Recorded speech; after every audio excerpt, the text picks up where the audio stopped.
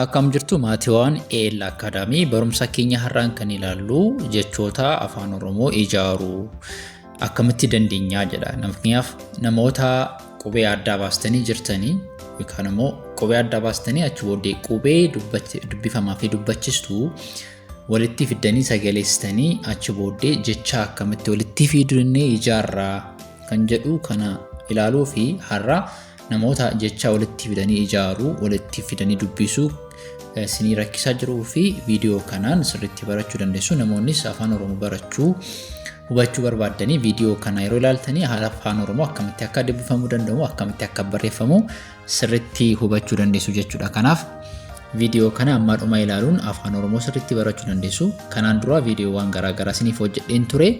Har'a immoo viidiyoo maal kaasee qubee ja kaasee kan jiranii sini agarsiisaa jechuudha. Sirriitti hubadhaa.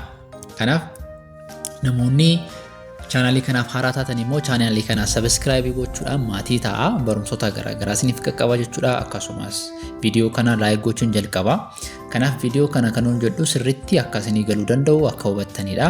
Maaliif namoonni kaffaltanii karaa keessan barachaa jirtanii sirriitti jalqaba kaasee maal akka barachuu barbaadanii maal jalqabee maalitti akka deemtanii yeroo gabaabaa keessatti dubbisaa baraa akka jirtanii nan beeka. Garuu immoo namoota kaffaltanii yookiin immoo karaa keessoon galmooftanii barachuu hin dandeenyeef viidiyoo kana qo'achuu dandeessu jechuudha. Kanaaf hubachuu dandeessu viidiyoo kanarratti.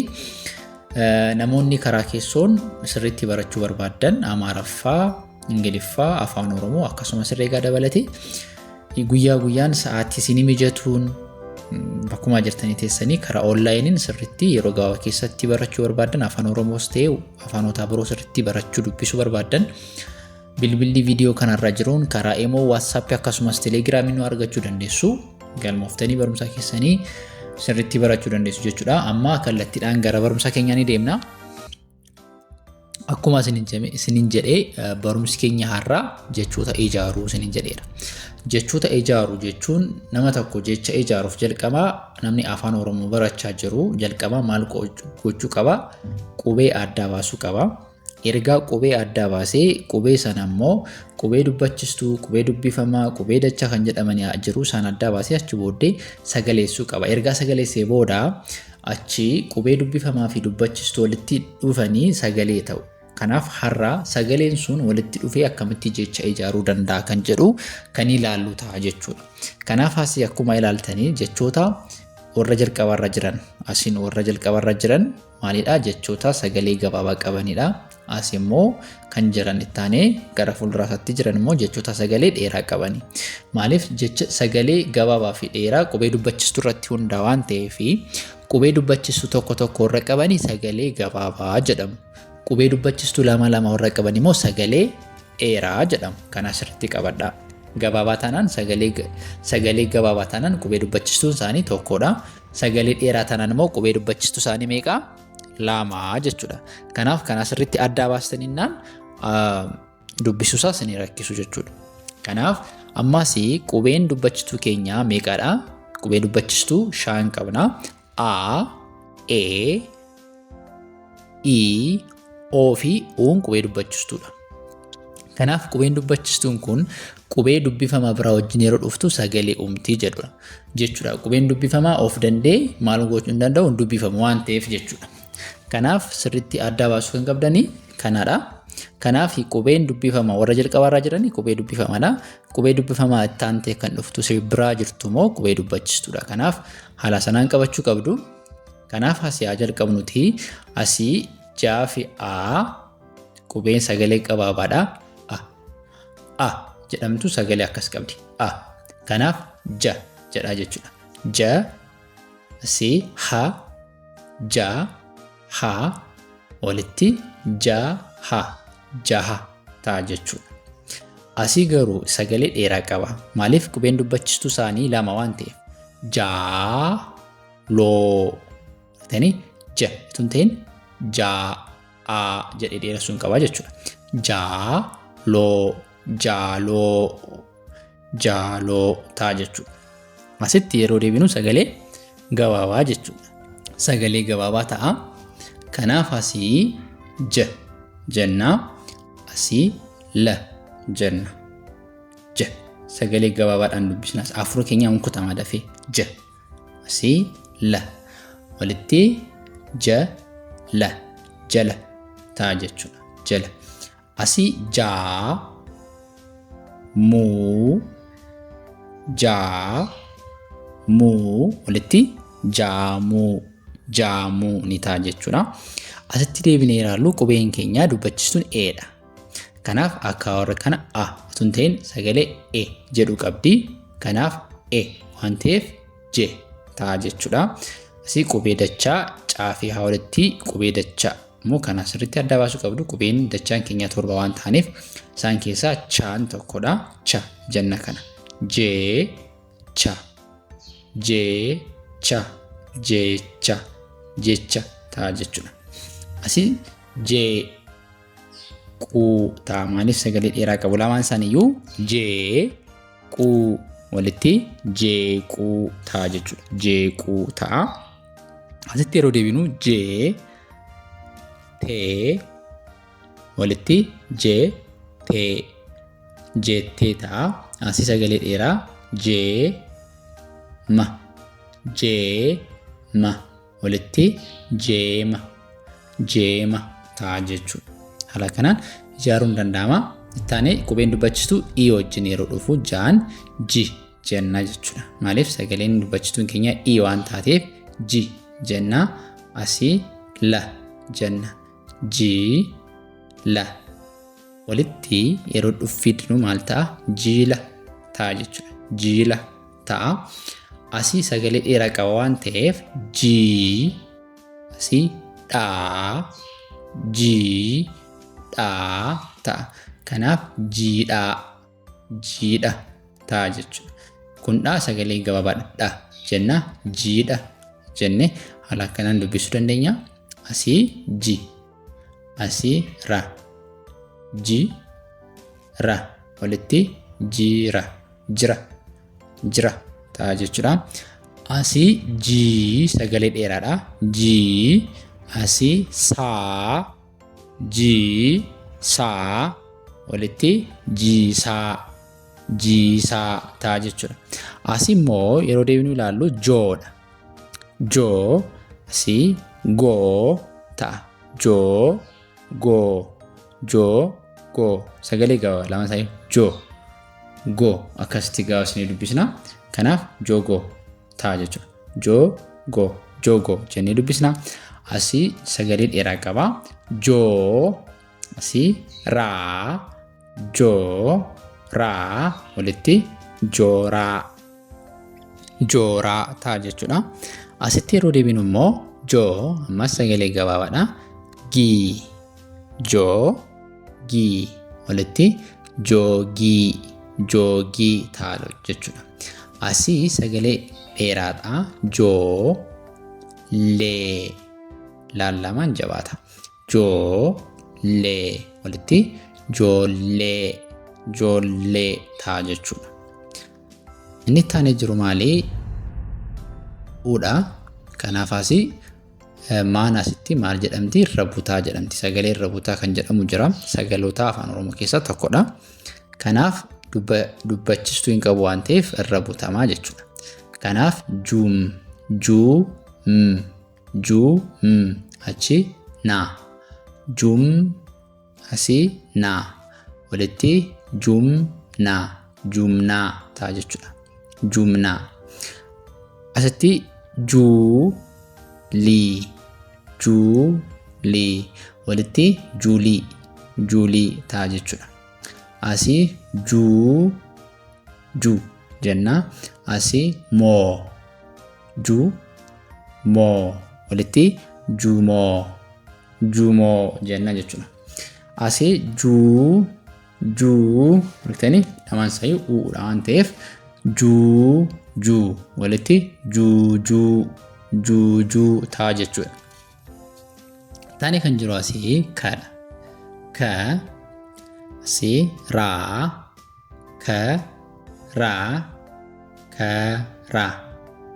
kara ta'a jechuudha. Kara asii garuu kaadha. Maaliif sagalee dheeraa qaba waan ta'eef kaa jenna. Kaaba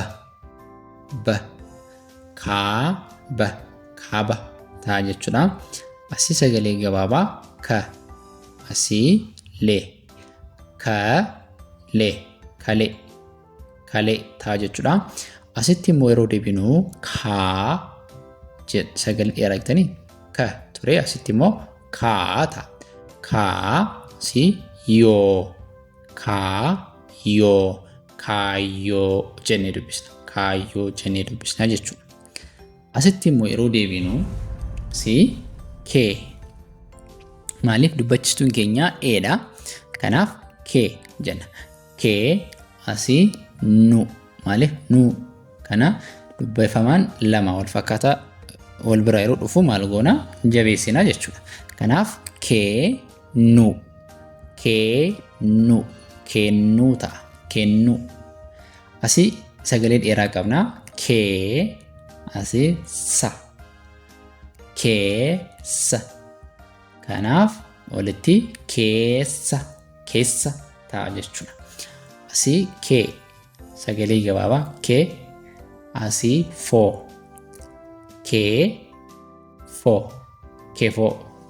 keefoo ta'a jechuudha. Asitti immoo kee dheerataa loo keelloo ta'a jechuudha. Keelloo asii yeroo deebinu kii jenna. Asii loo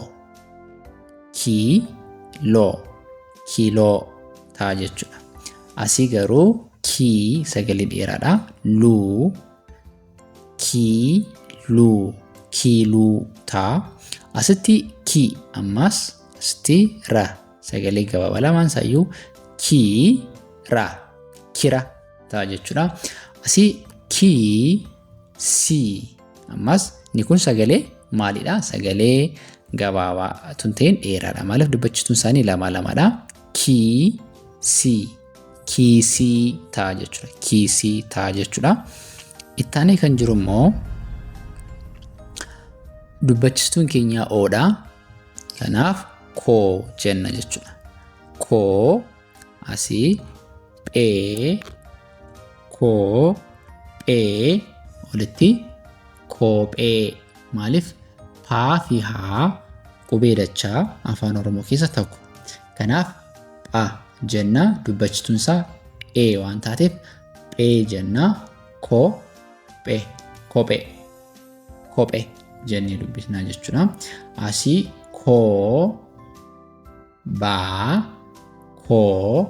koobaa walitti koobaa ta'a jechuudha.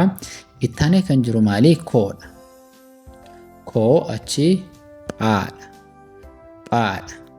Koopha kunis qubee dachaa waan ta'eef kanaaf walitti koophaa ta'a jechuudha. Asitti yeroo deebinu koo jenna. Koo asii ra kanaaf walitti maal ta'a? Koora ta'a jechuudha. Koora asii sagalee gabaabaadha. Warra kana qubeen dubbachituun isaanii kaa'uu wajjin yeroo dubbifamu akkamitti dubbifama? Kanaaf kuu jenna. Asii fee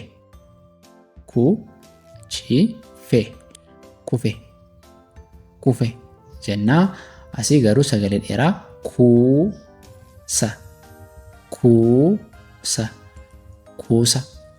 kuusa jenna jechuudha. Asitti yeroo dhufnu immoo kuudha. Asii kuuma walitti kuma ta'a jechuudha. Kuma inni ittaanee jiru immoo kuu asii kuula walitti kula ta'a jechuudha. Kula ta'a jechuudha. Bareeda. Ittaanee kan jiru qubee ittaanee kan ilaallu maalidha? Laadha. Laan qubee dubbachistuu garaagaraa wajjin yeroo dhufu akkamitti dubbisuu dandeenya kan jedhu ni ilaalla jechuudha. Kanaaf asii laadha. Asii faadha. Kanaaf lafa. Kanaaf walitti lafa ta'a jechuudha. Asii garuu qubeen dubbachistuun isaa lamaadha miti. Kanaaf laa ta'a. Faa jenna irratti dheeressina. La sun ta'in laa faa jenna. Kanaaf laafaa jenna. Inni dura lafa ture.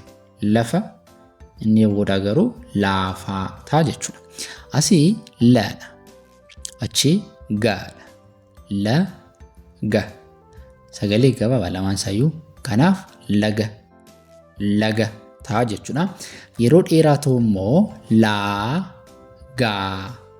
Laa gaa walitti laagaa ta'a jechuudha. Laagaa ta'a jechuudha.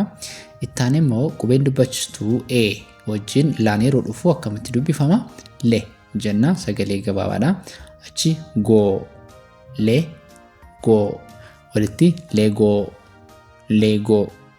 Ittaanee kan jiru asii sagalee dheeraa lee n qubee dubbachirra butaa naa qaba. Lee n ji. Leen jenna. Leen ji walitti leenjii. Leenjii jennee dubbisnaa jechuudha. Ittaanee kan jiru leedha. Achi moo. Lee achi moo walitti leemoo ta'a jechuudha. Leemoo ta'a. Kanaaf ittaanee asii leen jira. Achi n achi immoo caa.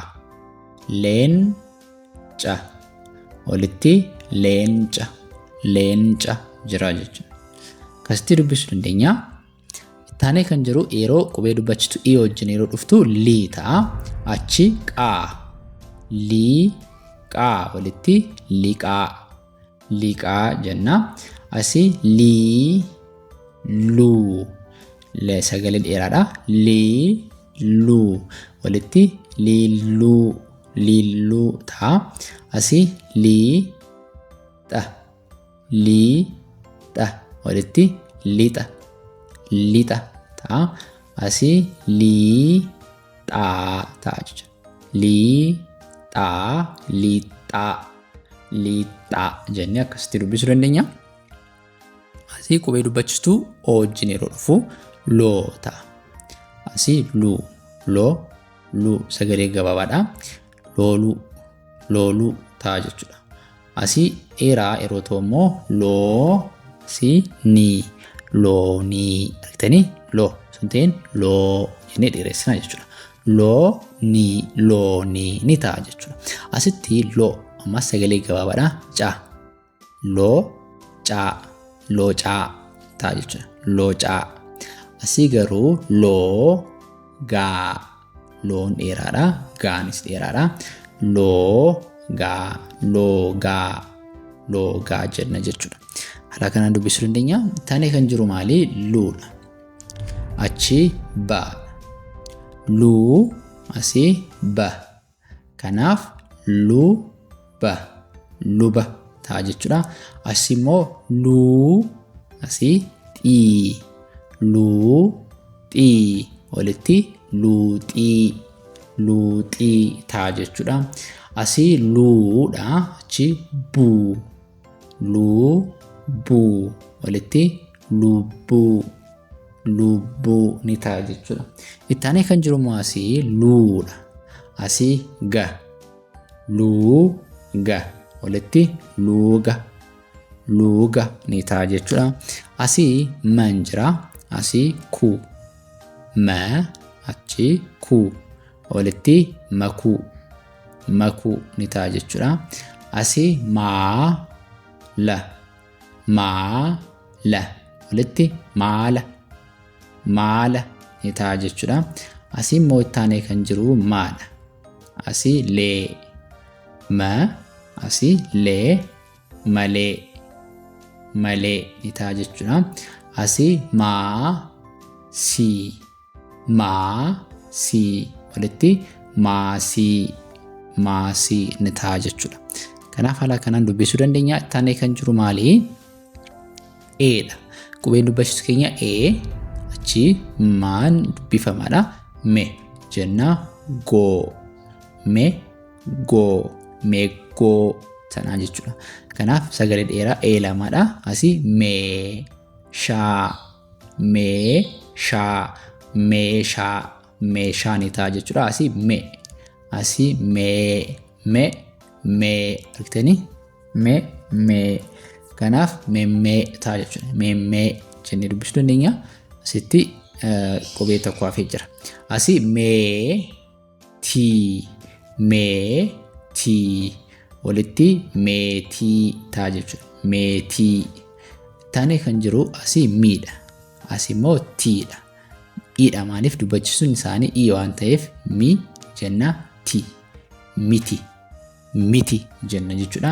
Asii mii yeroo jennu sagaleen dheeraa qaba. Mii asii immoo raa.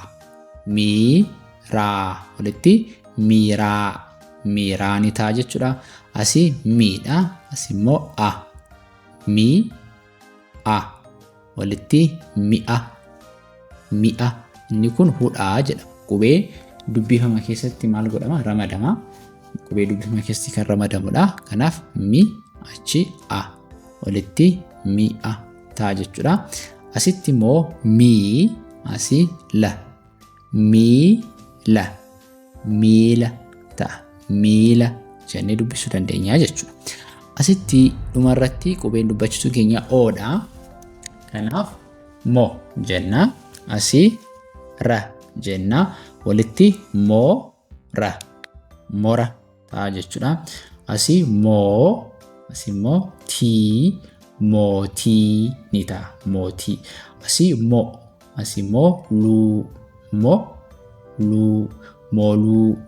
mooluu ni ta'a jechuudha.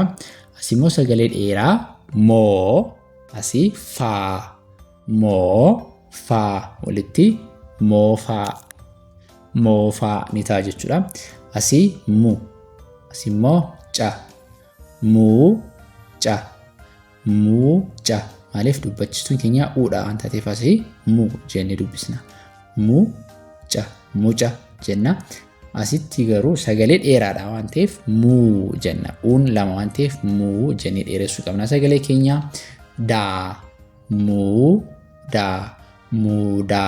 Muudaa ni ta'a. Asii muuka jenna jechuudha. Muuka. Asii immoo muuzii. Inni kun immoo muuzii jenna jechuudha. Kanaaf haala kanaan sirriitti afaan Oromoo dubbisuun barreessuun danda'ama. Irra deddeebitanii ilaaltanii naan shaakaluu dandeessu. Namoonni karaa keessan immoo sirriitti barsiisaan isiniif ramadamee guyyaa guyyaan seentanii yeroo gabaabaa keessatti ji'a 2 ji'a 3 gidduutti barumsa keessan jireenya keessaniif isinii barbaachisu sirriitti barachuu barbaaddan bilbilli viidiyoo kanarra jiruun karaa Imoon, WhatsApp akkasumas Telegiraamiidhaan nu argachuu dandeessu. Kanaaf barumsota barbaaddanii Amaaraffaa, Afaan Oromoo, Ingiliffaa akkasumas herreega dabalatee barumsota biroo barachuu dandeessu jechuudha. Kanaaf viidiyoo keenya har'aa kana fakkaata. Barumsa biroon amma walitti deebinu nagaan tura.